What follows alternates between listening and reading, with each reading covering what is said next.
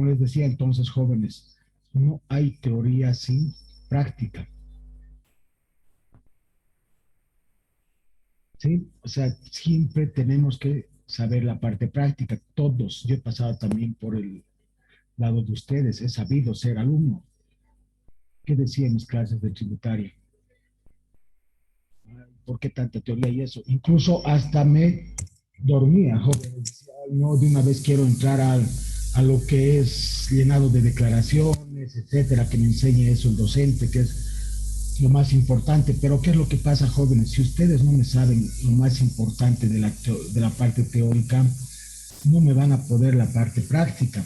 ¿Qué es lo que estoy haciendo? Pues estoy tratando de resumir las partes que considero más importantes que me sepan del código tributario. De igual forma, ustedes tienen como PDF el código tributario o pueden ingresar a la página de impuestos internos y ahí sacan, desde ahí ven todas las reglamentaciones, etcétera. Les voy a enseñar todo el manejo de la oficina virtual, no se preocupen por eso, aprender toda esa parte. Comenzaremos, ¿no? Con la parte teórica de una vez, jóvenes.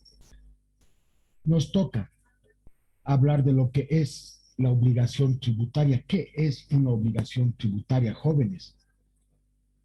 El artículo número 13 de la presente ley, ¿no? La 2492, nos habla de que la obligación tributaria constituye un vínculo de carácter personal, aunque su cumplimiento se asegure mediante garantía real. Se trata de los deberes jurídicos tributarios que surgen de la necesidad del pago de un tributo e incluye aspectos formales como emitir facturas o llevar un registro de contabilidad. Ustedes saben bien, ¿no? Entre las obligaciones del comerciante, ¿cuál es? El llevar el registro de la contabilidad, ¿verdad? De todos sus movimientos. En base a eso surge una obligación tributaria porque ustedes realizan ventas, ¿verdad? Y toda venta, ¿qué significa? Un ingreso, por ejemplo. Por todo ingreso tienen que pagar un tributo, en este caso un impuesto, ¿verdad? Que lo vamos a ver más adelante, qué impuestos, ¿verdad? Podemos hablar de lo que es la imponibilidad. ¿Qué es la imponibilidad, jóvenes? El artículo número 14 nos dice que los convenios y contratos celebrados entre particulares sobre materia tributaria en ningún caso serán oponibles al fisco, o sea, sin perjuicio de su eficacia o validez en el ámbito civil, comercial u otras ramas de derecho. ¿Qué significa imponibilidad? Dice prohibición de oponer en materia tributaria los contratos celebrados, como dice, entre particulares, en ningún momento serán oponibles, podrán oponerse al fisco. ¿Quién es el fisco? Fisco, el representante del Estado, la administración tributaria. Sí, jóvenes, podemos hablar de lo que es el hecho generador en el artículo número 16 de la ley 2492. Hecho generador o imponible es el presupuesto de naturaleza jurídica o económica expresamente establecido por ley, ya habíamos visto, ¿no es cierto? La ley ante todo, para configurar cada tributo, cuyo acaecimiento origina el nacimiento de una obligación tributaria. Eso nos dice en el artículo número 16. Podemos hablar sobre esto. El hecho generador, ¿qué será entonces? Es aquella actividad que da razón a la actividad económica, es decir, es el acaecimiento que da origen a la obligación tributaria. Un ejemplito, el hecho generador del impuesto a las transacciones, como ustedes vieron, ¿no? En asientos contables de venta. ¿Cuál va a ser su hecho generador? La transacción o incremento patrimonial. ¿Qué es eso? El ingreso en una venta. ¿Qué genera el impuesto a las transacciones? ¿Cuál va a ser su hecho generador? La venta, ¿verdad? Eso es un hecho generador, aquella actividad que da razón a la actividad económica. Hablemos del perfeccionamiento de este hecho generador. Se considera ocurrido un hecho generador y existentes sus resultados cuando, según el artículo número 17, en las situaciones de hecho, desde el momento en que se hayan completado o realizado las circunstancias materiales previstas por ley. Un pequeño ejemplo, a ver, cuando yo estoy vendiendo un producto, o cuando estoy comprando, ¿cuándo se va, la situación de hecho se va a dar? Cuando nos están emitiendo la factura. Al yo emitir la factura en una venta, ya estoy perfeccionando un hecho generador. Y en las situaciones de derecho jóvenes, desde el momento en que están constituidas de conformidad a la norma legal aplicable, un contrato, ¿sí? Un contrato de alquiler, digamos. Ahí ya se está el momento de firmar, se está perfeccionando el hecho generador. En la situación de hecho, ¿cuándo? Cuando yo estoy, por ejemplo, en una venta de un auto o estoy comprando un carro, ¿sí? Cuando me están entregando las llaves. ¿Sí? Ahí el hecho generador, en este caso el tributo de la alcaldía, ¿verdad? Cuando es de segunda mano ya, segunda compra o segunda venta, ya lo vamos a ver más adelante, no se preocupen de esto, jóvenes. Podemos hablar de las situaciones de la relación jurídico-tributaria. Ahí tenemos que hablar de qué, de los sujetos, quiénes son los componentes de la relación jurídico-tributaria, según el artículo 21 de la presente ley, el Código Tributario, el sujeto activo. El sujeto activo es la de la, es, o sea, de la relación jurídico-tributaria va a ser siempre el Estado, cuyas facilidades de recaudación, verificación, fiscalización, liquidación, determinación, etcétera, todas esas facultades están a cargo de la administración tributaria. ¿Sí? En este caso, impuestos nacionales. El sujeto activo es el Estado, entonces, representado por la administración tributaria en los impuestos nacionales y en los impuestos departamentales municipales por la alcaldía respectiva. ¿Sí? Entonces, el sujeto activo siempre va a ser el Estado, cuyas todas sus facultades, ¿no es cierto? Fiscalización, liquidación, como ya vimos en unidades anteriores, están a cargo de la administración tributaria en impuestos nacionales y en impuestos departamentales municipales de las alcaldías. Podemos hablar, ¿no es cierto?, de esta administración tributaria en cualquier ente público, facultades de gestión tributaria expresamente otorgadas por ley, nos dice el Código Tributario. En el ámbito municipal, nos dice el Código Tributario, las facultades a las que se refiere este artículo serán ejercidas por la Dirección de Recaudaciones del órgano facultado para cumplir estas funciones. ¿Sí? Todo esto mediante una resolución técnica administrativa emitida por la máxima autoridad ejecutiva municipal. Si leemos un poco de la teoría de la ley, nos dice eso. Entonces, en su memoria siempre el sujeto activo es la administración tributaria, que es la que representa al Estado. Otro sujeto de la relación jurídica tributaria, el sujeto pasivo. ¿Quién es el sujeto pasivo, jóvenes? Según el artículo 22 y 23, ¿quién será el sujeto pasivo? El sujeto pasivo es la persona natural o jurídica obligada al cumplimiento de las obligaciones tributarias. Cuando ustedes ya saben, ¿no? La clasificación de empresas desde contabilidad 1. A ver, una empresa pueden aperturar como persona natural, ¿verdad? O como persona jurídica, dos o más personas, obtener, ¿no es cierto?, una razón social como sociedad anónima, responsabilidad limitada, etcétera. Están llevando esa materia de contabilidad, ¿verdad?, de sociedades. Nos dice también la ley, ¿verdad?, que el sujeto pasivo es el contribuyente, pero no hay diferencia entre sujeto pasivo y contribuyente, son lo mismo. Si no podemos discutir sobre esto, no hay pugna entre contribuyente y sujeto pasivo, son lo mismo. Si jóvenes, la ley nos dice que el sujeto pasivo es el contribuyente. El sujeto pasivo entonces es aquella persona sobre la cual recae el deber de pagar tributos. Ahora podemos hablar de contribuyente en el IVA, por ejemplo. El IVA es un impuesto que va, ¿no es cierto?, va grabándose de venta en venta, se va acumulando, por eso se paga el impuesto al valor agregado que se le da a un bien. ¿Sí? ¿Quién es el contribuyente? ¿Quién es el sujeto? El contribuyente entonces va a ser el sujeto pasivo. El contribuyente final va a ser el contribuyente, en el caso del IVA. No les voy a confundir con esto porque lo vamos a ver de manera práctica, todas estas cositas, ¿sí? esta figura es el deudor, el pasivo, ¿sí? El sujeto pasivo.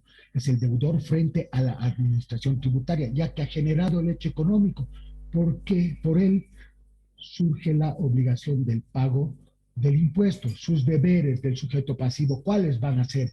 Tienen que determinar el impuesto, presentar, ¿no es cierto? Determinar cuánto van a pagar de, ya vieron liquidaciones, yo pienso en contabilidad uno del impuesto de IVA, crédito fiscal, después de compensar con el débito, del débito fiscal, después de compensar con el crédito fiscal, tienen que determinar, ejemplito, no del IVA, vamos a verlo en formularios, en parte práctica, pero miren, es muy importante la parte teórica. ¿Cuál es otra obligación? Declarar. Declarar cómo cada mes, ¿no es cierto? Cada mes siguiente.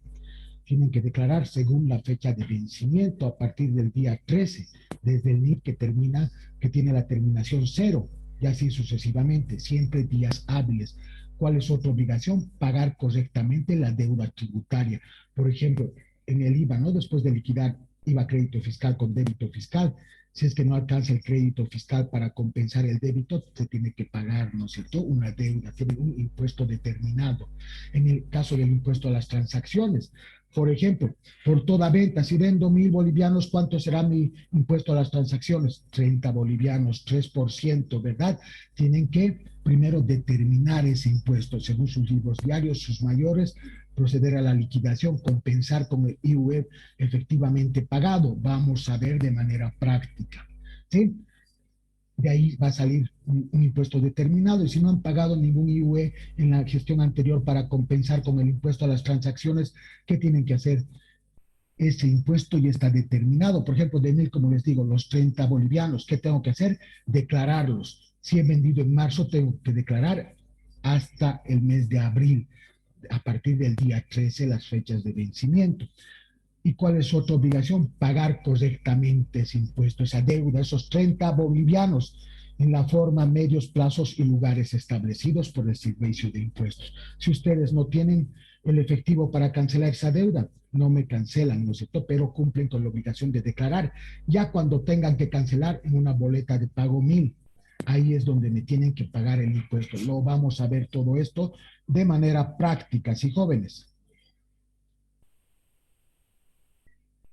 Podemos hablar ahora del sustituto del sujeto pasivo. Han visto en contabilidad uno, ¿verdad? Hemos visto muchos. ¿Quién es el sustituto del sujeto pasivo? Podemos hablar, ¿no es cierto?, de esto. Son los agentes de retención o de percepción, las personas naturales o jurídicas que en razón de sus funciones, actividad, oficio o profesión intervengan en actos u operaciones en los cuales deben efectuar retenciones, jóvenes, o percepción de los tributos, asumiendo la obligación de imposar su importe al fisco. Hablaremos un poco de esto, ¿sí? Los institutos en calidad de retención son agentes de retención, las personas, quienes pueden retener, vieron ya desde contabilidad uno, ¿verdad? Retenciones por bienes, por servicios, un claro ejemplo de un sustituto de un sujeto pasivo. El sujeto pasivo ya hemos visto, ¿no ve? ¿Quién es? Es el contribuyente, ¿no es cierto? Es el que genera, en el que se genera la obligación tributaria, pero existen sustitutos. Cuando, el claro ejemplo, ¿no? Agentes de retención. Cuando ustedes están comprando un bien, por ejemplo, una mesa de una persona que no está inscrita en ningún régimen, ustedes en qué se convierten en sustituto de ese sujeto pasivo. ¿Por qué? Porque le van a retener por ley, ¿no? Formalidad para crear gasto deducible y ese gasto deducible sea legal, le van a retener si están comprando un bien un 8%, ¿verdad? 5% por IVA, 3% por impuesto a las transacciones. Pero ¿a quién se le tiene que retener? Solo a las personas que no tienen ni, en otras palabras, ¿sí? Entonces ustedes se convierten como empresa en sustituto de ese sujeto pasivo porque le están reteniendo y tienen la obligación de imposar ese importe al fisco. Ahí ustedes están convirtiendo en sustituto. ¿Por qué? Porque la fecha que según su vencimiento. Si hacen la retención en marzo, por ejemplo, en abril tienen que presentar la declaración jurada de retención, tanto del IUE como del impuesto a las transacciones, que lo vamos a ver de manera práctica, ¿sí? Ahora, ¿quiénes son agentes de retención jóvenes?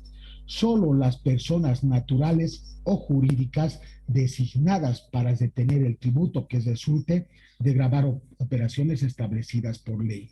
O sea, una persona que no tiene, en otras palabras, ni que no esté inscrita a la administración tributaria, no puede retener. Ustedes como personas naturales que no están inscritas, no pueden ir a comprar, pues digamos, a un carpintero, sobre el mismo ejemplo, véndame una mesa, pero como no me va a dar factura, le voy a retener 8%. No pueden, porque ustedes no están inscritos. ¿Para qué? Para declarar como sujetos pasivos esa retención.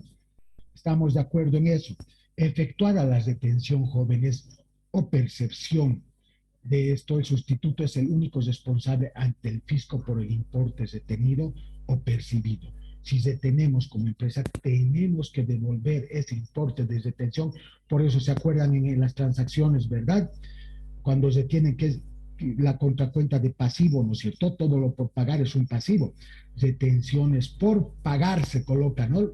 Lo que retenemos a la persona, tanto que nos presta servicios, 12.5 y 3%, 15.5, ¿no? Por un bien es 8%, ¿verdad? Retenciones por pagar. ¿Cuándo las pagamos? Cuando vamos a declarar nuestros formularios de retención en la fecha de nuestro vencimiento, jóvenes. Eso nos dice en el artículo 25. A ver, hablemos de este hecho generador. Gracias por la pregunta, señorita. El ejemplito de nuevo. El clásico, ¿no es cierto? Una venta. Estamos vendiendo mercadería. Al yo vender, ¿qué está pasando?